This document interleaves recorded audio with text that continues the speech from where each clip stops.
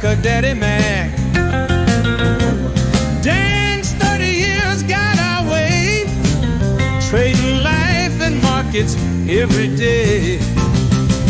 Rusty's chained to the mines, digging deep day by day. But when Option Omega releases new features, he's free to come out and play option. Omega, you're trading home, where every move makes you feel less alone.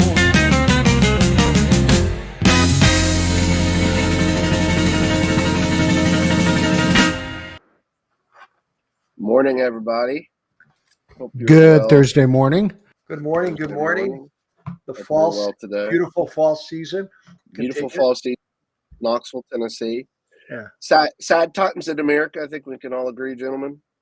Political assassinations are not okay. Political violence is not okay. That's kind of what we were built on in America, is to be able to talk about things openly and freely. So, sad day in America for that. And of course, the 24th anniversary of 9/11. Yeah. Real quick, where were you guys? This is always interesting to me, what you're doing, because everybody remembers it so vividly. Yes. So what were you guys doing 9/11 about 9:30 in the morning? I can tell you exactly. Yeah, I would love to hear where you were. I bet I would love to hear where I can tell you exactly. So we were, when I was working with the Nigerian brothers who used to be on CNBC, we were at the table at the trading desk before the market opened, getting ready to go down. You know, people having their coffee and talking about their positions. So we were all sitting around a table, and there happened to be a TV up there with low volume. And you see, okay, one plane hits the tower. You know, everybody's, that is too bad. You know, and they're, you know, you're discussing it, and that's the minute the second. And so we were ready to go to the trading floor, and then the second one hits. It's like, whoa! It's like everything changed. You know, and immediately then we found out. Probably, I mean, just this is a long time ago, but pretty quickly we found out trading was there wasn't going to be any trading. So it was literally a matter of leave the building. Then they were saying leave, because we were in the same building. Our offices were in the same building as the CBOE. So I went, and they're talking on their, you know, targets that could be hit. So I'm walking to the train station right after that, and I walk right by the Sears Tower, and I'm like, there's nobody around here walking but me. I didn't really, you know, that was one of the towers or one of the places that was a potential target. For sure, yeah. So that has a, that's kind of embedded in the mind because of that. And then I remember it was closed, 3-4 days? That week it was closed. The markets were closed. So my wife was teaching daycare at a Christian school. I just hung around there for 3 days and played with the kids. I mean, that was for 3 days until the market opened. I don't know if it opened that week or the next week. So that's my 2 cents. Wow. Matt or Troy, do you guys? Matt? Yeah, I mean, I remember, you know, for our generation, most people can remember it all. I was in college. I was an RA, and had just couple weeks into the year. It was my first time being an RA, and I literally just got out of the shower. And I remember, you know, one of my residents came to the door in a towel. He was going to the shower and was like, did you turn on the TV? I'm pretty sure I didn't have a TV. I had one of those cards that you could put in your computer and watch TV on your little computer screen, which probably would have been like a 17-inch computer screen. I just remember we watched it and called my parents right away, you know, like, and then the school had like different stuff for the RAs to do. Like they canceled classes that day and changed the world. So, but similar. I was homeschooled, so I was a senior in high school, doing my normal morning schoolwork routine, which was to drink coffee and watch the Today Show. Was watching the Today Show and watched the Today Show for like 8 hours. I was supposed to work that day at Chick-fil-A. They closed West Town Mall because, as you know, yeah, the order of things was the towers, the White House, the Pentagon, West Town Mall in Knoxville, Tennessee. And so West Town Mall, Tennessee. They closed West Town Mall, and then my mom made us take each of the vehicles and go get gas. Yes, really, yeah. Fuel up the gas tanks. Remember everybody getting gas? Yeah, so. Yeah. Wow. Yeah. Next year will be interesting. It will be 25 years next year, and for many people, it does not feel like it was that long ago, and yet it feels like a lifetime ago. Interesting day. We had the market continues, the world continues. We had CPI this morning. Did you guys look at CPI at all? No. There's a lot going on. Well, CPI and unemployment, CPI year over year was at forecast 2.9. Core CPI was at forecast 0.3. The actual month over month CPI, which I think is usually kind of the headline number, right? That was a little bit elevated. That was 0.4. And the expectation was 0.3, and the futures market did what the futures market kind of normally does. It had a pretty, some big candles, and we are currently sitting up 16 points in the futures market. Let's see. Helps if I pull up the right chart, but yeah, the candle, as always, the actual candle was like. It was like about a 30-point candle, doing the seesaw up, down, a big up and then fall by downs. And now it's climbing back up. VIX, on the other hand, is basically going one direction. It is nosediving off of the cliff. We are down to 1480. So sub 15 in the VIX. Yeah, it doesn't look like anything really so far as a result of the inflation, because we were up about 15 or 16 in the futures. Yes. And we're still about 10 points off of the highs of yesterday. So it's just kind of a nothing burger so far. To me, the only thing is always watching VIX in the 14s. I mean, it's like, okay. But we'll see, Matt, right? See if there's any kind of response to this. But so far, it looks like a nothing burger. Yeah. I mean, I would guess the headline is going to be unemployment ticked up, CPI is up. This is going to be evidence. I like the people wanting rate cuts will use this as evidence for rate cuts, right? Market go up, I would think. Did you guys see, there was actually a pretty interesting story the other day about, there was a pretty significant revision to the longer term unemployment for like a year reading of the unemployment, where they basically said that there were 1 million less jobs than reported, like a pretty significant revision. I don't know if you guys saw that. No, of course it was mostly last year bleeding into this year. So of course it was spun into this political thing of Biden, how much of it was Biden's versus Trump's and whatnot. But, I think that's another, the Fed's mandate, if you listen to what their stated mandate is, it's really only inflation and unemployment, right? Like that's what they supposedly care about. Yeah. So, CPI today, there's always readings on inflation. There's always readings on employment, but that was just interesting. Do you guys think, are we getting rate cuts this year? I mean, what do you think? Well, it's pretty at the CME there with it, where it shows the percent. Isn't it like pretty high that they're going to do a quarter at least? But it's continued. I think over the year it's continued to scale back because the inflation picture, this is, I mean, we've talked a lot about inflation, but the inflation picture, inflation is still, I mean, it's still pretty sticky. Yeah. And so cutting into a market where you have sticky inflation is typically not great for inflation. I mean, yeah, what do you think, Troy? I mean, I think they'll probably lower it because I think they have a bad idea that it has to be lower. Right. And that's a wrong premise in my mind. But I'm not a Fed Reserve person. But maybe you should be. Well, comment in the chat below if you'd like to support Troy's candidacy for a Fed governorship. My first role of governorship of Westtown Mall. The Fed governor of Westtown Mall. My first act would be to get a secretary. Who do I choose as my secretary? Ron Paul.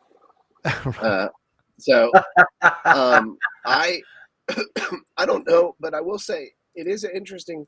You saw this during Biden. There's an interesting. Losing my voice in real time too. So sorry. There's an interesting thing that happens. I saw during the Biden administration, and I think it's happening now too a little bit, where like because we live in such a fabricated world with the Fed, where everything has to be over how do you say it, over engineered. They don't ever allow for healthy recessions, and so every recession is just this huge deal. We can never have a recession. Well, that's not how economies work. You're supposed to have recessions. That's part of economics. That's right.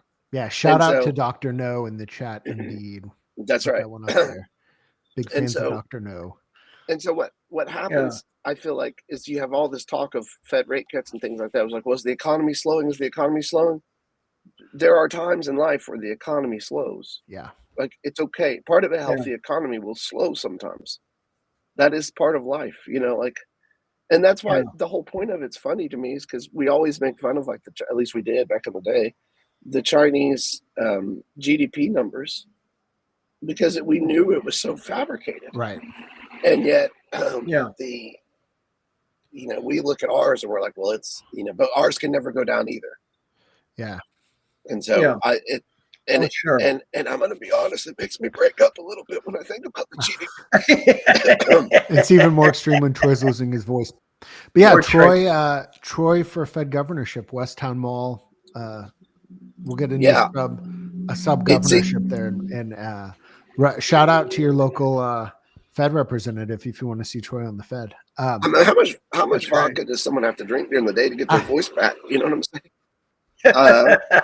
Well, there is this concept too that that I've seen more people talking about that like there is a recession, like it's the real economy, the discussion of like the real economy versus the stock market economy, because the people who are in favor of cutting and not worried about inflation, of cutting rates are we'll talk about how real wages have gone up as well. But if you look at some of these percentages, I mean, it is again, we're in the US. Okay. So we have international viewers. Shout out to you guys.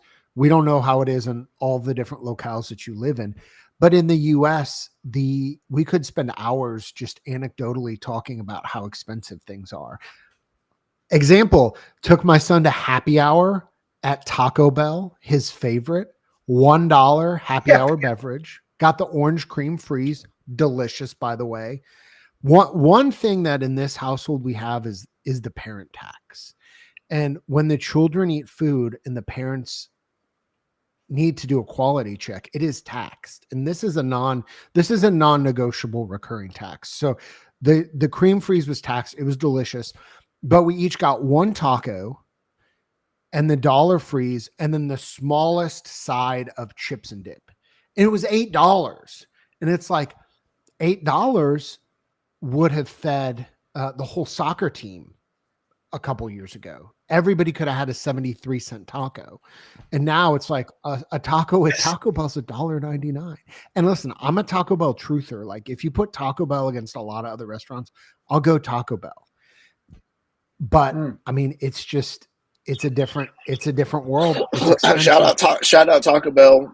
Shout out inflation. Shout out. I went to the fair, paid $24 for like 6 Oreos deep fried. Are you? I saw that on the way to deep fried Oreos. Church life. Yeah. So listen, love it. Love living in that world. What goes on? Troy, give me a little insight into. I've never really been, this fair. We had these lame carnivals in parking lots. They would come in Chicago. People that I don't know if they just got out of prison or whatever. I don't mean to be there, but the traveling carnival show. They'd pick some kind of parking lot in the neighborhood, and they'd be in there. But it was real expensive to get the kids to get the little bracelet on. I mean, it was expensive. What is a fair like versus a carnival? I think Costco. I think Tom just gave the perfect example for it. Yes, a fair is a Costco food court. A carnival is a Costco foot court. Small. Oh my God! This is a good.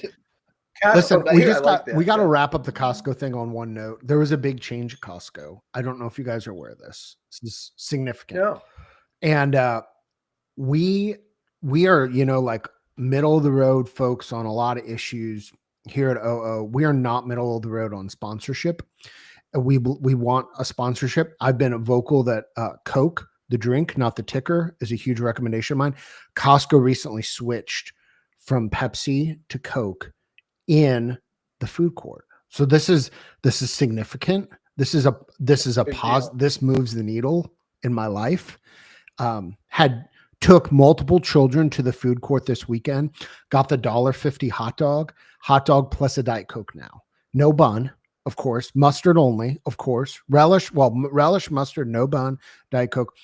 Final thing, we can't put this on the show, but if you want to read maybe the greatest example of CEO leadership, look up the story about the Costco founder when it was posited to change the price of a hot dog and soda at the Costco food court. Again, it's an inspiring story. And we'll just leave it at that. Shout out Costco. I mean, listen, we could do a whole show. I used to make fun of it before we had one. I'd make fun of it. I didn't even know what Costco was. Sam's ours was growing up with Sam's. We got a Costco in Knoxville. When the babies were babies, we got a membership. I love Costco. Like my wife gets so mad. Same. At me. She doesn't want to go anymore because it's so busy all the time. I love Costco. All the time. Yeah, it's the one and I live the one Troy's talking about. I live about less than a mile from there. And right now what's going on, it's just they're closing they had the gas pumps. I don't know, they had 15, 20 gas pumps. They closed it. They're adding another 15. So they're doing construction. They're closing it for 5-6 months to add more gas pumps. But that place you would think, I honestly, at times, I feel sorry for the other grocery stores in the neighborhood because it's just like, they must be giving stuff away. But it's just like people, I go into like Earth Fair or something near us and there's nobody in there. Costco, they're like banging to get in there. I'll look at our bank account and I'll see like a charge from Costco for like $700. And it's the only place where I'll go. And I don't even ask my wife. I'm like, well, I'm sure you got a great deal. Was it a 3-story gazebo? Whatever it was. It's probably a gazebo. It's probably like getting tires / like hot dog buns. True. Shout out Tim. Imagine if Tim Apple was CEO of Costco, hot dogs would go up every year. Yeah. Not only would they go up every year, but like the hot dog bun would be thinner. Yes. And that would be like a feature. Every year would be better. Yeah. The hot dog translates what your heart is saying as you eat it. Which what it's saying is it'd be like the hot dog is more edible this year. That's right. Yeah. But even the pizza, what's a large pizza? $9. Oh, sorry, $2 for the slice. Yeah. Are you serious? And it's huge. That's it. $9. It's not great pizza, but anyway, it's not terrible though. It's edible. It's middle of the road. Yeah. Listen, this is final thought. When we go on road trips, the first thing I do to judge the stops, Costco near me. Do you Here's really? The thing. Okay. Gas, cheapest gas. Bathrooms are going to be decent. The soap smells fantastic in the bathrooms. And everybody gets a hot dog now with a Diet Coke. And that they got that salad on the food court too. So. Oh, salad there too. Okay. Well, that's our show. What more do you need? I appreciate it. That's actually Tune in tomorrow as we reminisce more about where we were at Costco the last time we were there. We'll do Sam's Club tomorrow.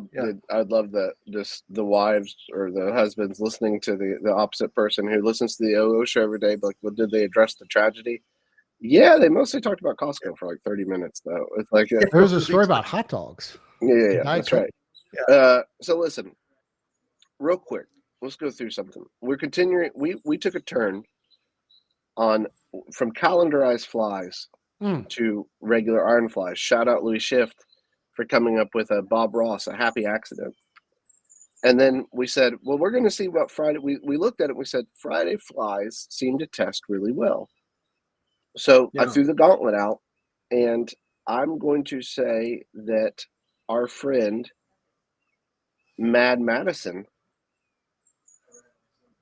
threw his name in the gauntlet. I don't know if this is his first test he's put into the gauntlet, but shout out Madison. Man. A lot of times, and how this works is people will put tests in the OO discussion channel. They don't know they're throwing their name in the gauntlet when they do that. If you don't, that's what happens. Your name gets in the gauntlet.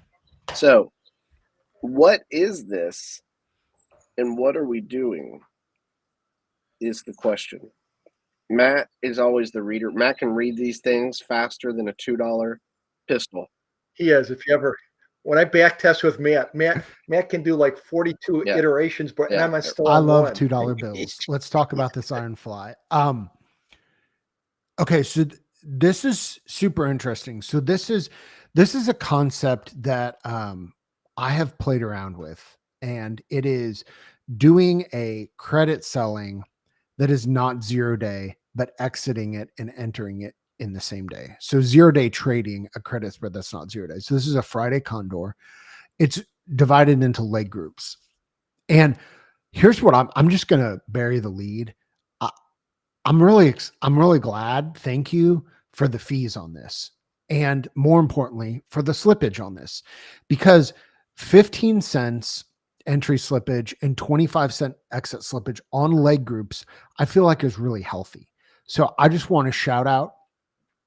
I want to call him Mad Mardigan from Willow. If you would change your Discord name to Mad Mardigan, that'd be fine. But shout out to you, Mad Madison. We'll change it for you if you don't. Yeah, for this backtest, because I'm interested in this this concept. So you're trading the sides separately, and there are no stop losses and no profit targets, but there are multiple rails. Okay, so there's multiple exits. Again, we try to differentiate between a stop loss and an exit. And so the exit on this, the biggest exit is it's a 0 DIT. So you are entering this in the backtest Friday morning and you're getting out of it Friday. The put side is held a little bit longer than the call side. But what's also interested, there's also a movement exit. So if the put goes down too much, or if the call goes up too much, that respective spread, the PCS and the CCS will get closed. And so you have the potential to lose both sides. You can also win both sides. You can win one and lose one, every flavor of Skittles. So it's got 98 trades, which is not a ton. Oh, here's the other thing I just noticed. This is it's only with a MinVix 20. And that's I didn't even notice that. As you scroll down, I buried the lead. If you're trading 1 day a week, you're not going to have that many occurrences. I mean, that's just part of the trade-off, unless you're doing like multi-tranche or something. But the other part is, if you do a MinVix 20, you basically, if you see down here, are skipping 2023. Yeah, and most of 2024. Now, here's where I thought this was interesting, and I think it's a good discussion for backtesters. I think there are people who would look at this and say, well, that's not enough data. But there's, and I quite ought to be quite honest, that might be myself. But the other part that's interesting is,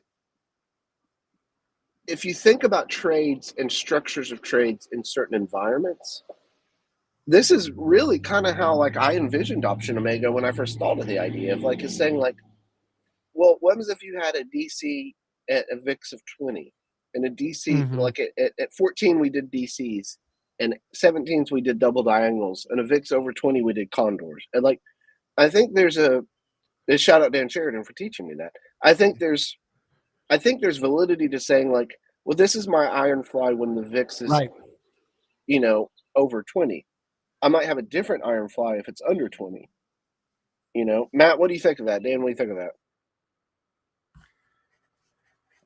Well, I mean, two things pop out. I mean, probably the most significant thing of the test, which was interesting to me, which I like, is the VIX over 20. Why not? That's what a back tester, I mean, that's what you can do with a back test and just see, hey, when we are over 20, obviously when we're over 20, there's some dynamics going on. The market's tanking or going down and you're getting wider movement. So my first thought is, and I'm sure Madison did this, but I'm just thinking, because I didn't see all the back testing that he did to get this, could you get away with, he has call tested -20, put tested -25, which is fine. I wonder if obviously he probably already did this, because I'm thinking, can you give it a little more room? Because with the VIX over 20, maybe you could get away with 25 on the call side and 30 on the put, but I'm guessing he already tested it. The other thing is, I'm just wondering if this is entered on Friday morning, did he test? I'm thinking Thursday, right? A lot of times, I just remember being in the pit. A lot of times we would lower the volatilities because you'd start getting the sellers of options in on Thursday, and I'd start lowering the volatility by, you'd lower the volatility a little bit. So I wonder if he did it on Thursday. But again, the other thing, which now the thoughts start triggering, right, Troy? When you get, if this could work with the iron butterfly, Yeah. right? Or what you call iron fly, obviously the iron condor would be brought in the discussion also, right? And to test and maybe compare against a iron butterfly, which is basically at the money, versus some type of, do you do a 10 delta or 15 delta or 20 delta iron condor? I'm sure that would look pretty good too. But I really like it because it is the, from a risk management point of view, it's spot on. I mean, you're nipping, as Barney Fife from Andy Mayberry would say, nip it in the bud. He's nipping the call side and the put side at very appropriate times. So the drawdown looks -7%. That looks, what do you guys? It's pretty good. This is a pretty good. I would say this is pretty good. But I'm always going for the gold in the hills, so I'm always going for more. But a 3.5 is healthy, and Yeah, the win rate you could probably get. I'm not crazy about the win rate, but. So my biggest thing with this back test, and I should have probably clarified earlier, because you're doing put side and call side as separate leg groups, it's 98 trades, but it's only 40. Yeah. It's actually only 48 occurrences. Yeah. So what I would love to do, and this is my first time seeing this, is this would be a prime one to do over a longer period of time. And instead of using 40 wide, to use percentage for both the put side and the call side widths, and then also for the exits. And it would be really easy to kind of ballpark some percentages in there. And then you could run this back a lot longer, get a lot more occurrences.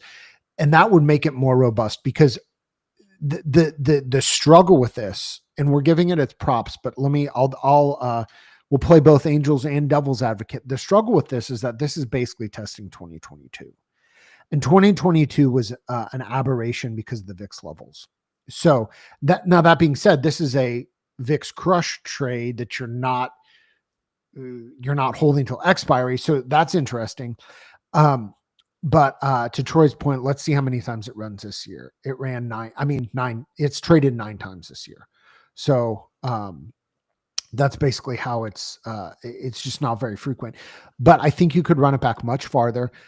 And to make it even more robust, what you could do is run this in a portfolio, with Troy's point, and to really backtest the thesis, backtest the concept, find something for a VIX 15 to 20 with the same concept. And maybe that dictates a different width, dictates a different exit for the put and the call test, but that would be really interesting to do. Yeah. So Yeah. How many times did this trigger this just year? 9 days. 9 days this I- year. Okay. He has a question, or she has a question. I'm not sure. And I put it in the description because I thought it was a great question. And shout out Madison for putting this out there. Yeah. Is it valid? Is it a valid test when you basically exit at the 20 or negative 20, 25 exit is when put tested? I tried it with a percentage instead, but that made it significantly worse, even only since last year. I think the question of validity, I look at this test and it passes the rails validity test to me, personally speaking. I could be wrong. It's up for debate. The question I think Matt's addressing is, does it pass the occurrences validity? Right. And for me, this definitely doesn't. Right. But my point on using percentages is you can test this because a 40 wide trade means something different in 2025 than it did in 2017. So you could like if you're aiming for 40 wide to be about like a percent or maybe a little less than percent, you could test this at 0.8% or 0.75% or 1%. And then commiserately, you could adjust the put exit and the call exits on those tests to percents as well. And then you could test the thesis over a much longer period of time, which is what I would want to do to gain more confidence to actually trade something like this. It just hits me that this, I didn't, the more I look at, because we're just seeing this for the first time, where it's this is 3 DTE right. that you're getting. You're selling Monday on Friday. You're selling Monday and okay, I got it. Selling, okay. Yeah. That's where on Friday morning. But how many people have even thought of that? What's interesting about it to me is there's a lot of people who sell Monday on Friday and then close it Monday. But this is selling Monday on Friday and closing it Friday. That's why I think it's interesting. To be honest, that's how I trade iron flies. I don't like holding it flies overnight, especially short-term ones. Under 7 days. I want to just get it. I see it as like going to the river like a little raccoon, and just gathering my little stuff and going back home. I'm not looking for like a jackpot about those things. I just want a little theta. I'm just getting a little theta. That's what you try to do. Yeah. So listen, shout out Madison. I think that's a great. Oh yeah. I love looking at tests like that. I appreciate people putting it out there. This is the thing. It's like we're not trying to beat anybody up with this stuff. Yeah, I think it's a great concept, and that's what testing does. It's about the concept. Don't fall in love with the test. Try to fall in love with the concept, because you can always make the test better or worse. But concepts are what we're looking for. And so, well, it gets you thinking. It's like when you're looking. To me, some of the best times and best learning is when a bunch of people are looking at graphs of trades. Right? You're looking at the trades, and you just need something to look at, right? There's no bad thing that you look at somebody's trade that they have on, and it may get you thinking something totally different, but you're thinking it's just wonderful to do it together, looking at graphs of trades. I don't mean to make it like it's better than going to the theater or something. Well, it is better than going to the theater. I would rather do that. Look at trades that people have on, because then you're thinking, especially as you say to somebody, okay, here's the graph. What's your plan? What are you thinking of doing? I'm thinking of doing this. Well, have you looked at it one day in the future? If it's nice to do that. It's a concept is a food court. A trade is a foot court. And you can quote me on that. In fact, actually, don't quote me. Quote Tom. Shout out Tom in the chat. Quote Tom. Our friend from Scotland. Dan, one day, Tom, I believe, is in Scotland. One day, I'm going to wear a kilt, and I'm not going to tell you when, but it's going to happen. So, sure, we're all looking forward Scotland, to that. Yeah. I'll tell you, that would be my, people talk about bucket stuff or whatever. It'd be Scotland. We should do a whole episode on this. Scotland just seems, when I see the most beautiful, and in growing up Irish in Chicago, playing the bagpipes and when you think of like bagpipes and you think of Scotland. I mean, Scotland is like the. I'm going to get my bagpipes the out right place. now and start playing them. Man. Can Tom play? Does Tom play the bagpipes? Can we get Tom to play the bagpipes? Hey, shout out John Knox. Oh yeah, John Knox. 100% getting Queen Mary of Scots killed. Shout out. Listen, I can play in this game if you want. I got a little history on my side a little bit. So listen, I'm gonna head out. I'm fading fast. The voice is going in waves here. So CPI got me all choked up. Futures up 0.25%, and it is Thursday. VIX down on a Thursday. Those can be fun days. Might be some Ricks opening. Might be some fun days. That's right. All right, boys. Well, listen, have a great trading day, and we'll see you tomorrow.